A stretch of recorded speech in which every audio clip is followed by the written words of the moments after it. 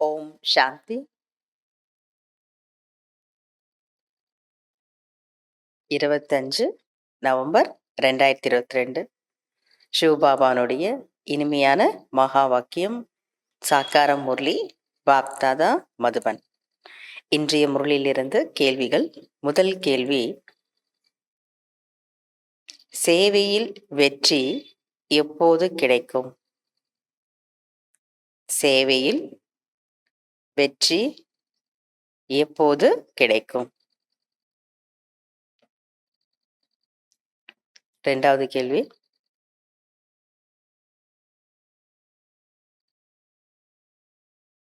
யாரை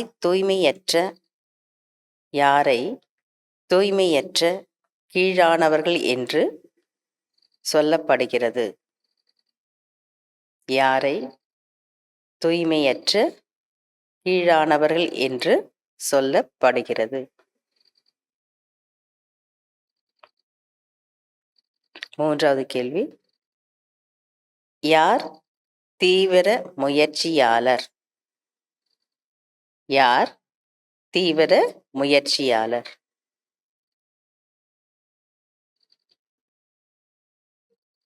நான்காவது கேள்வி: உதவிக்கான அதிகாரம்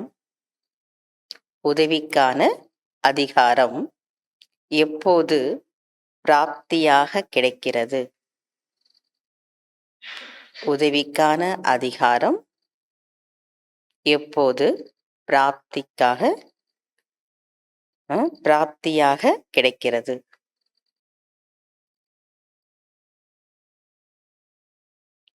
அஞ்சாவது கேள்வி: சதோ குணம் என்பதன் பொருள் என்ன? சதோ குணம் என்பதன் பொருள் என்ன?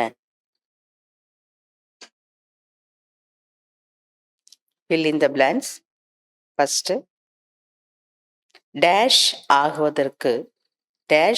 ஆகுவதற்காக டேஷ் புத்தியை விளக்க வேண்டும்.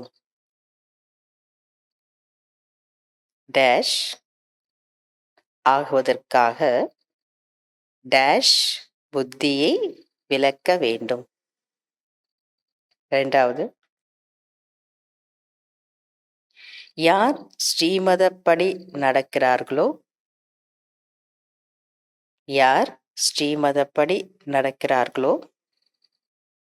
அவர்கள் அந்த அளவிற்கு டேஷ் பின்பற்றுவார்கள். அவர்கள் அந்த அளவிற்கு டேஷ் பின்பற்றுவார்கள். மூன்றாவது, மம்மாவைப்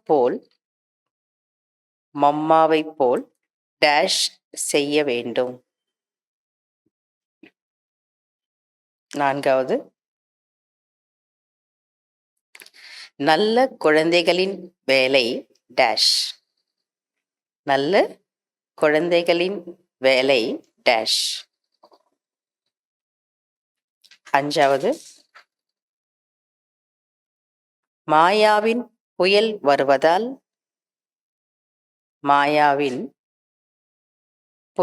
வருவதால் டேஷ் ஆகிவிடுகின்றனர். மாயாவின் புயல் வருவதால் டேஷ் ஆகிவிடுகின்றனர். ஆறாவது,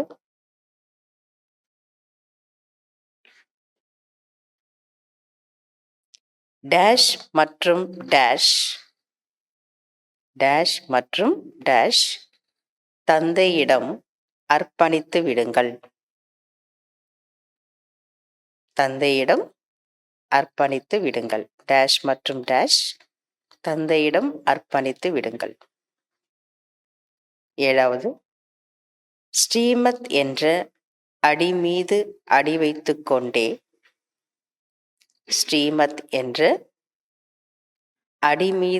வைத்துக்கொண்டே செல்லுங்கள். அப்பொழுது டேஷ் வந்துவிடும். அப்பொழுது டேஷ் வந்துவிடும்.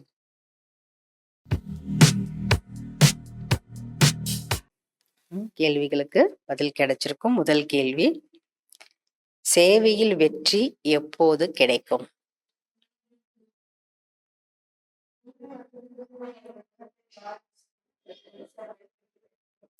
உண்மை மற்றும் தூய்மையின் குணங்களை தாரணை செய்தால் சேவையில் வெற்றி கிடைத்துக் கொண்டே இருக்கும்.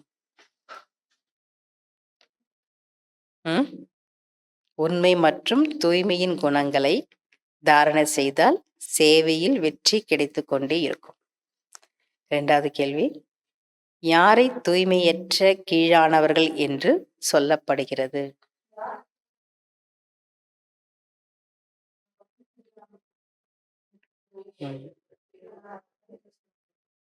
யார் விகாரத்தில் அதிகமாக செல்கிறார்களோ அவர்கள்தான் தூய்மையற்ற கீழானவர்கள் என்று சொல்லப்படுகிறது. மூன்றாவது கேள்வி, யார் தீவிர முயற்சியாளர்?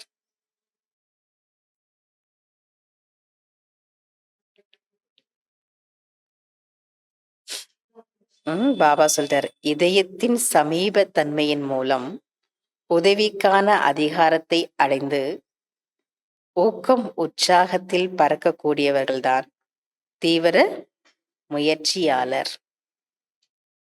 நான்காவது, உதவிக்கான அதிகாரம் எப்போது பிராப்தியாக கிடைக்கிறது?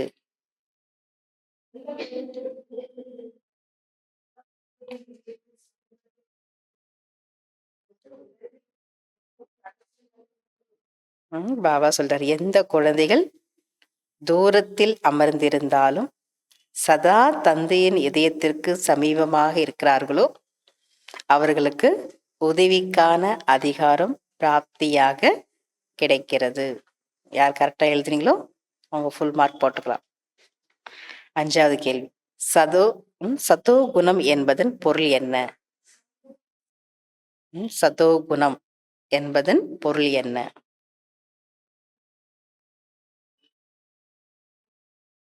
முழுமையான சுகம். அதாவது முழு உலகமும் சத்தோகுணம் உடையதாக இருப்பதுதான் சத்தோகுணம் ஆகும். fill in the blanks. Dash ஆகுவதற்காக டேஷ் புத்தியை விளக்க வேண்டும்.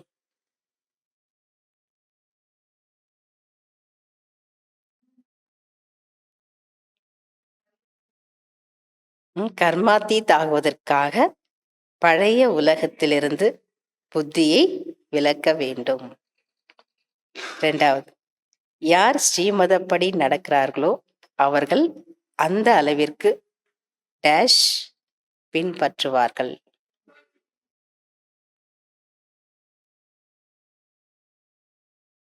பாபா சொல்றார், யார் ஸ்ரீமதப்படி நடக்கிறார்களோ அவர்கள் அந்த அளவிற்கு நிச்சயமாக தந்தையை பின்பற்றுவார்கள். வெறும் தந்தை கிடையாது, நிச்சயமாக தந்தையை பின்பற்றுவார்கள். மூன்றாவது, மம்மாவை போல் டேஷ் செய்ய வேண்டும். மம்மாவை போல் குணதாரணை செய்ய வேண்டும். நான்காவது, நல்ல குழந்தைகளின் வேலை டேஷ்.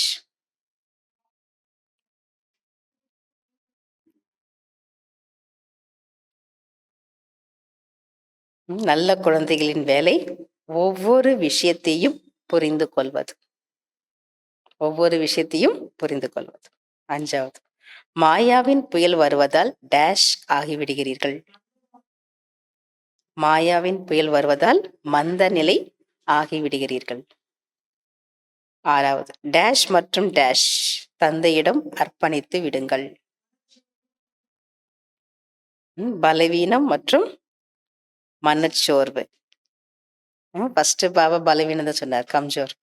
பலவீனம் மற்றும் மனச்சோர்வை தந்தையிடம் அர்ப்பணித்து விடுங்கள். ஏழாவது, ஸ்ரீமத் என்ற அடி மீது அடி வைத்துக் கொண்டே செல்லுங்கள், அப்பொழுது டேஷ் வந்துவிடும். ஸ்ரீமத் என்ற அடி மீது அடி வைத்துக் கொண்டே செல்லுங்கள், அப்பொழுது அடைய வேண்டிய குறிக்கோள் அருகில் வந்துவிடும். ஓம் சாந்தி. தேங்க்யூ பாபா.